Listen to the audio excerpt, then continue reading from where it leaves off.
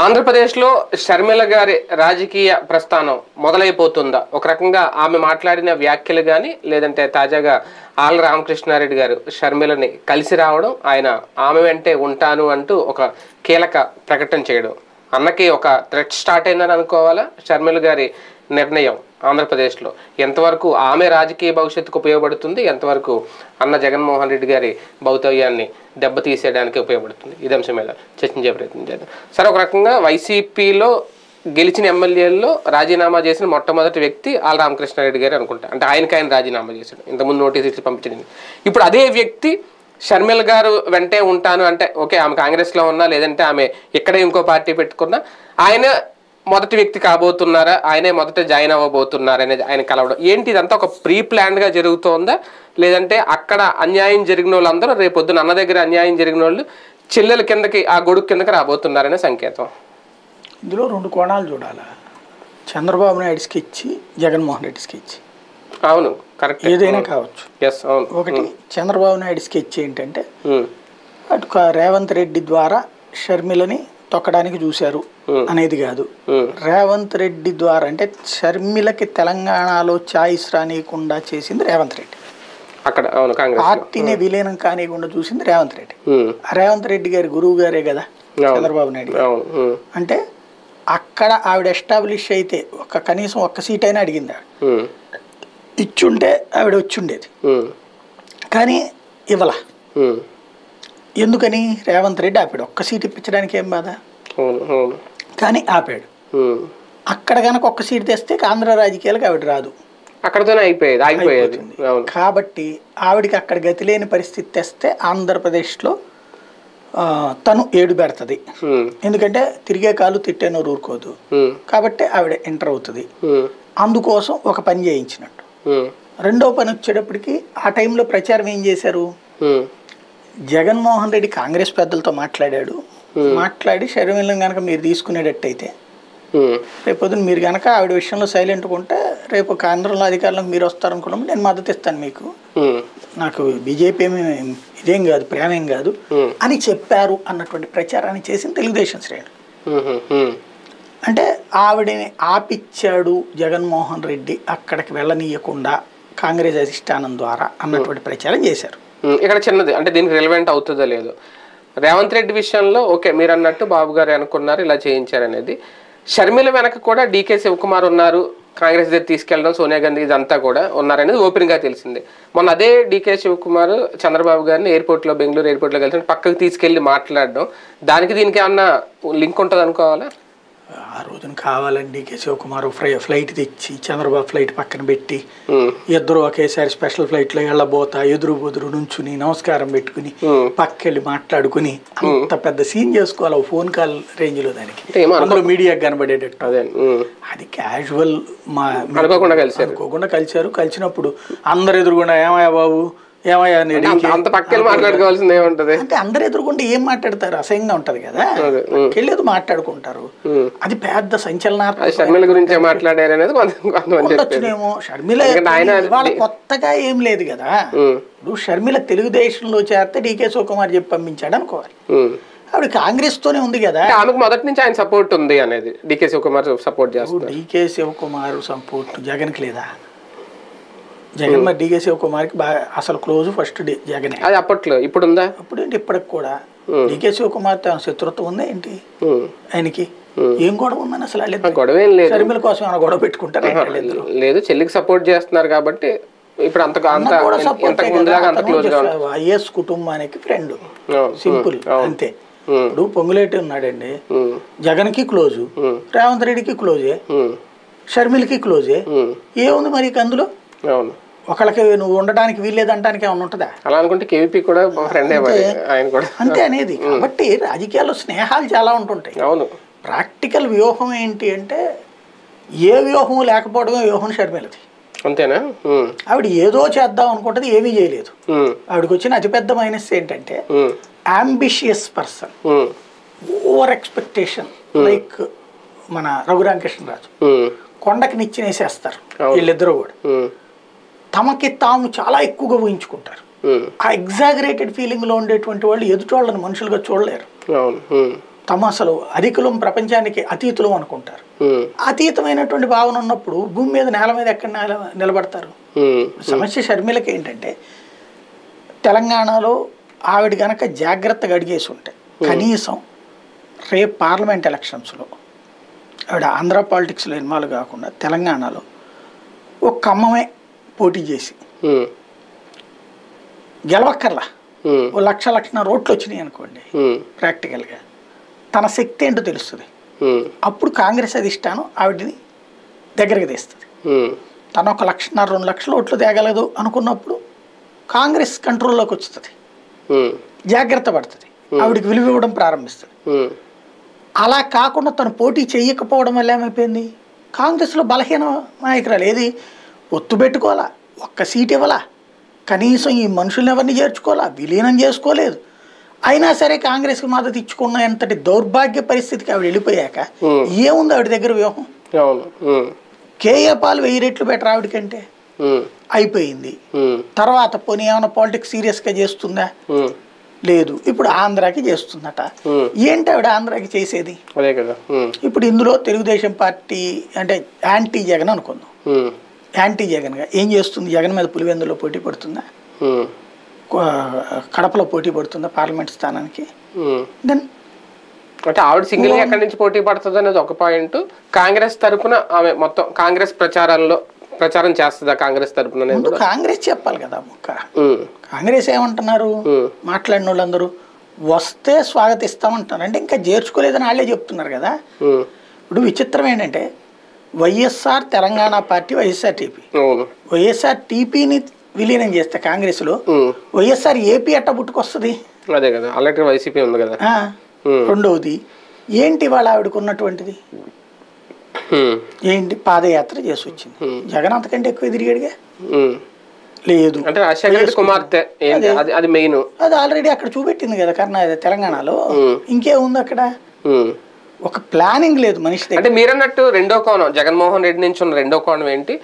Sharmila versus Jagan అనే fight ఏమన్నా చూడబోతున్నావా? ఆ సంకేతం ఏమన్నా వస్తుందా? ఈ ఫస్ట్ కోణంలోనే ఉంటుంది. జగన్ మీద ఉన్నటువంటి కోపంలో చంద్రబాబు నాయుడుతో కలిసి జగన్ని కాస్త బెదరేసి జగన్ని ఓడగొట్టి తద్వారా తనకేయో రావాలనుకునే రాబట్టుకోవడం అనేటువంటిది ఒక ఆస్పెక్ట్.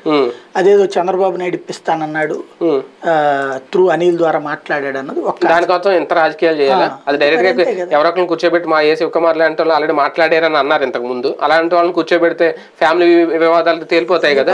అయితే ఇచ్చేసి తీసుకోగలిగే నేను వెళ్ళగలదుగా, ఇవ్వగలిగే కాదు. అలాంటప్పుడు వచ్చి కాంగ్రెస్ లో చేరి ఏదో బెదిరించి అలా ఏం సాధిస్తారు? అంటే అధికారంలో ఉన్నప్పుడు మాట వినరు, అధికారం దించేస్తే మాట వింటారు కదా, అది కదా లెక్క.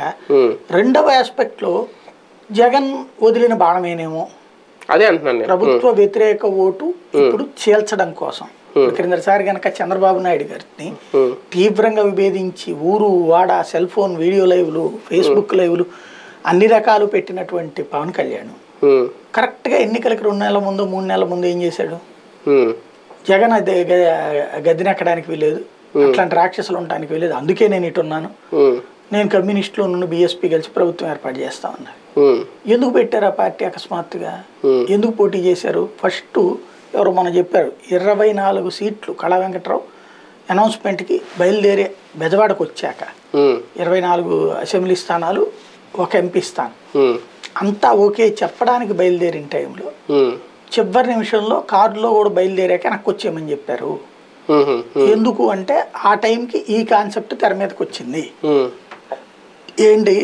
చంద్రబాబు గారు కొన్న ఫీడ్బ్యాక్ ప్రకారం ప్రభుత్వ వ్యతిరేక ఓటు చీల్చుకోవడం బెటరు, మనం కనుక కలిపేసుకున్నాం అనుకోండి పవన్ కళ్యాణ్ని అబ్జార్బ్ అయిపోతాడు, దానివల్ల ప్రభుత్వ వ్యతిరేక ఓటు సాలిడ్గా వెళ్ళి జగన్కి పడుతుంది, కాబట్టి ఇతని మనం ఇట్లా పెడదామంటే అందుకోసమని చంద్రబాబు నేను తిట్టద్దు, తెలుగుదేశం కూటమి నేను తిట్టద్దు, ఓన్లీ జగన్ మాత్రం తిట్టేటటువంటి కార్యక్రమం.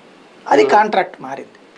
ఆ కాంట్రాక్ట్ ప్రకారం అప్పటి నుంచి అధికారంలో ఉన్నోడిని విమర్శిస్తున్నాను నేను, ప్రతిపక్షంలో ఉన్నటువంటి జగన్ విమర్శించడం ప్రారంభించాడు. అది జనానికి ఏం సంకేతం వెళ్ళింది? చంద్రబాబు నాయుడు పావు అన్నటువంటి దెబ్బతినలా. షర్మిలది సేమ్. ఇప్పుడు రాజశేఖర రెడ్డి చెప్పమనండి తన నోరు విప్పి ఇదిగో నాకు ఇది ఆస్తి, ఈ ఆస్తి కారణంగా నేను మారుతున్నాను, లేదా మా అన్నయ్యని నేను ఇది అడిగాను అందుకని ఇవ్వలేదు కాబట్టి, ఇదేమన్నా కుటుంబం అంతా పనిచేసుకోవడమా? అంటే ఆ విషయాలు అయితే ఇప్పుడు వచ్చి అఫీషియల్ గా ఎవరి నోటి నుంచి రాలేదు. మరి ఆమె నోటి నుంచి అది వచ్చేదాకా వాళ్ళ డిస్ప్యూట్ అని ఎట్లా అంటాం? ఇప్పుడు ఆళ్ళ రామకృష్ణారెడ్డి గారి కలవడం ఏంటి, ఈ కథ ఏంటి? ఎందుకు ఆయన ఊనికి ఆయనకి రేపు పొద్దున లేదు చాయిస్. ఆయనకు 2014లో ఇచ్చారు. ఎందుకని అక్కడ ఆ సామాజిక వర్గం వాళ్ళు ఎవరు వీళ్ళకి దొరక్కపోవడం వల్ల వైసీపీకి దొరకలేదు. ఎందుకంటే 2014 ఇతను చివరిదాకా జైల్లో ఉండి రావడం, చకచక చివరి నిమిషంలో పరిణామాల్లో లేకపోయేటప్పటికి ఆళ్ళ రామకృష్ణారెడ్డికి ఇచ్చారు. అదృష్టవశాత్తు అతను 12 ఓట్లతోనేమో గెలిచాడు కదా, అయ్యింది. డబ్బు 2019కి వచ్చాడు. అప్పుడే 2014 చెప్పాడు జగన్మోహన్ రెడ్డి నెక్స్ట్ బీసీకి ఇస్తాను, పద్మశాలికి ఇస్తామని, ఎక్కడైతే ఎక్కువ ఉన్నారో ఓటు ఇస్తామని. కానీ ఎప్పుడైతే లోకేష్ పోటీకి దిగాడో మళ్ళీ అందుకని ఆళ్ళ రామకృష్ణారెడ్డి పోటీ చేయనని ప్రకటించాడు. అప్పుడు ప్రకటించిన వాడికి మళ్ళీ టికెట్ ఇచ్చి పోటీ చేయించారు, గెలిచారు. గెలిచిన తర్వాత సమస్య ఏమైంది ఆళ్ళ రామకృష్ణారెడ్డికి? ఇప్పుడు తనకి ఇంట్రెస్ట్ లేదు, అంటే తనకి రావట్లేదు సీటు. తను గంజి చిరంజీవిని తీసుకొచ్చి చేర్పిస్తే తద్వారా పద్మశాలి ఓట్లని మనకు పడతాయి కదా అని చెప్పేసి ఆయన జగన్మోహన్ రెడ్డి దగ్గర తీసుకెళ్తే గంజి చిరంజీవిని ఎమ్మెల్యేగా ఉంటాడు, నువ్వు పక్కన కూర్చో అతను గెలిపించుకురా అని చెప్తున్నాడు. ఇది తన అసిస్టెంట్ ఒకళ్ళని పట్టుకెళ్ళి ఏదో చేపిద్దాం అనుకుంటే తనే ఇరుక్కుపోయేటువంటి పరిస్థితి వచ్చిందే, తనకే కెరీర్కి మైనస్ వచ్చిందే. అందుకని ఇప్పుడు అసంతృప్తిలో నుంచి వస్తున్నటువంటి ఇష్యూసే ఇవన్నీ కూడా. షర్మిల పార్టీలోకి ఆళ్ళ రామకృష్ణారెడ్డి గారు ఇంక వెళ్ళిపోతున్నట్టే ఒక రకంగా ఆయన మాటలు చూస్తూ ఉంటే. ఆయనకైనా వెళ్తున్నారా, ఆయన వెనక జగన్ గారి వ్యూహం లేదంటే ట్రాప్ రాజకీయం ఏమైనా నడుస్తుందని అనుకోవాలా? కోటన్ రెడ్డిది ట్రాక్ వ్యూహం అయితే ఇది కూడా వ్యూహం అండి. ఏ కోటం రెడ్డి? నెల్లూరు కోటరెడ్డి, శ్రీదేవి, ఆనము, మేకపాటి వాళ్ళందరిది నాటకాలు అయితే ఇది కూడా నాటకం. అవి ట్రాప్ ఎందుకు అవుతాయి? వాళ్ళు ఏకంగా ఎమ్మెల్సీ వ్యతిరేకంగానే ఓటేసారు కదా. మరి అదే కదా, అంటే ఈయన నమ్మిన బంట అంటారు కదా ఆళ్ళ రామకృష్ణారెడ్డి జగన్ కి. అది 2 కోణాలు చెప్పే కదా. ఒకటి నమ్మక రావటం, రెండోది వచ్చేటప్పటికి జగనే చేపిస్తుండటం, ఏదైనా కావచ్చు. షర్మిల గారు ఒక క్లారిటీ ఇచ్చే ప్రయత్నం ఏమన్నా చేస్తారు ఆంధ్రప్రదేశ్ రాజకీయాలకు వచ్చి? ఎందుకంటే నిన్న మాట్లాడిన ప్రెస్ మీట్ లో చాలా మంది అడిగారు, సజ్జల గారు అన్నారు కదా మీ గురించి ఇలా అంటే, వాళ్ళే అప్పుడు సంబంధం లేదన్నారు, ఇప్పుడు మళ్ళీ సంబంధం కలుపుకోవాలనుకుంటున్నారా? నేనైతే సిద్ధంగా లేను అని చెప్పడం. ఇంతకుముందు కూడా మాట్లాడింది, పెద్ద విషయం ఏం కాదు. ఇప్పుడు ఆవిడ ప్రజెంట్ అయితే నాకు తెలిసినంత వరకు వాళ్ళ అబ్బాయి పెళ్లి వ్యవహారంలో ఉంది. అందులో చంద్రబాబు నాయుడు కూడా కలిసిందట. చంద్రబాబు నాయుడు కూడా కలిసి ఇది వచ్చి కేకులకు పంపించడం కూడా ప్రతిసారి అందరికి పంపిస్తట. సీఎం రమేష్ కూడా పంపించిందట అది. కాబట్టి అది ఒక ఆవిడ ఫెనామినా, అది ఆవిడ అది మంచితనం అయ్యి ఉండొచ్చును దాంట్లో నుంచి. కాబట్టి ఇంకా కొత్తగా ఏంటి అంటే తెలుగుదేశం పార్టీకి వెళ్లాల్సిన ప్రభుత్వ వ్యతిరేక ఓటు ఈవిడేనా చీల్చుద్దా? 2 కోణాలు. చంద్రబాబు నాయుడు ఆశిస్తుంది ఏంటంటే ప్రభుత్వ వ్యతిరేక ఓటు అంతా పోలరైజ్ అయ్యి తనకు రావాలి. కానీ hard core YSR Congress party కార్యకర్తలు, ఓటర్లు తనకి సచిన హార్డ్ కోర్ వాళ్ళని ఇటు షర్మిల వైపు కొంత మళ్లించి తద్వారా ఇప్పుడు యాంటీ ఇన్కంబెన్సీ అంత పోలరైజ్ అవ్వాలి, ప్రో గవర్నమెంట్ ఉన్నటువంటి ఓట్లు డివైడ్ చేయాలి.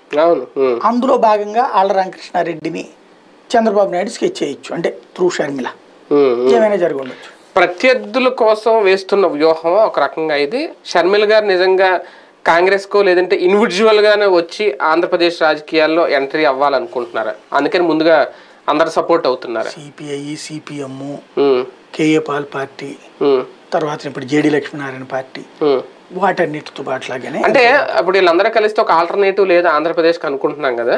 అంటే ప్రజలకు కానీ లేదంటే వైసీపీల అసంతృప్తులకు కానీ ఒక ఆల్టర్నేటివ్ కనిపించలేనప్పుడు షర్మిల గారి ద్వారా అది ఏమన్నా కనిపించే అవకాశం ఉంటుందా? ఉంటే తెలంగాణలో కనిపించాలి కదా. తెలంగాణలో ఇంకా అన్నలేనప్పుడు మొత్తం ఆల్టర్నేటివ్ అవే కనిపించాలి. అంటే అక్కడతో పోలిస్తే ఇక్కడ కొంచెం ఎఫెక్షన్ ఎక్కువ ఉంటుందేమో, వైఎస్ఆర్ బిడ్డ అనే కూతురు అని. ఎక్కడ ఎక్కువ ఉంది ఆంధ్ర కానీ తెలంగాణలో ఎక్కువ కదా, మరి అక్కడ ఎందుకు ఓన్ చేసుకోలేదు? అంటే ఇక్కడ ఎస్సీలో క్రిస్టియన్ సంఖ్య ఎక్కువ ఉంది, తెలంగాణలోనే కదా, మరి వాళ్ళు ఎందుకు ఓన్ చేసుకోలేదు? రాయలసీమ అనేది ఒక మంచి పొలిటికల్ అసెట్ కదా వైఎస్ కుటుంబానికి. రాయలసీమలో వాళ్ళకి కుటుంబ సంప్రదాయం ఎక్కువ ఇష్టం. ఆ కుటుంబ వారసత్వాల గురించి వాళ్ళకి చాలా పక్కా లెక్క ఉంటుంది. అక్కడ కూతుళ్ళకి వారసత్వం ఇచ్చిన వాళ్ళు ఎంతమంది ఉన్నారు? కొడుకులు లేక ఇచ్చిన వాళ్ళు ఉన్నారేమో గాని కూతుళ్ళకి వారసత్వం ఇచ్చిన వాళ్ళు ఎంతమంది ఉన్నారు రాజకీయంగా?